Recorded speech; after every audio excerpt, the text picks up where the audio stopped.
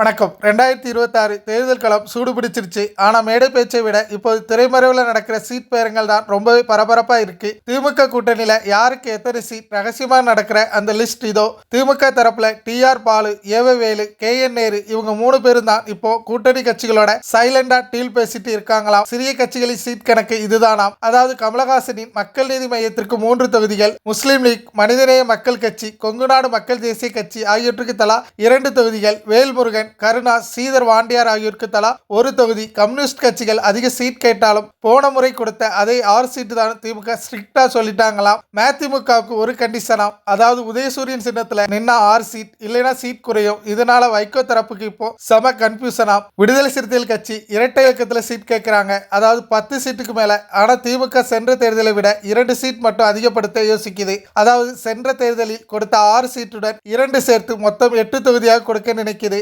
தேமுதிக கூட்டணிக்கு வந்தா 7 சீட், ஒரு ராஜ்யசபா சீட் தரலாம்னு திமுகவில் இருந்து தூது போயிட்டு இருக்காம். இப்போ வரைக்கும் காங்கிரஸ் கிட்ட பேச்சே ஆரம்பிக்கல. ஆனா அவங்களுக்கு 28ல இருந்து 30 இடங்கள் வரை ஒதுக்க வாய்ப்பு இருக்குன்னு சொல்லப்படுகிறது. திமுகவோட இந்த சீட் கணக்குக்கு மற்ற கட்சிகள் சம்மதிப்பாங்களா, இல்ல கடைசி நேரத்துல கூட்டணி மாறுமா? உங்க கணிப்பு என்னன்னு கமெண்ட்ல சொல்லுங்க. நன்றி, வணக்கம்.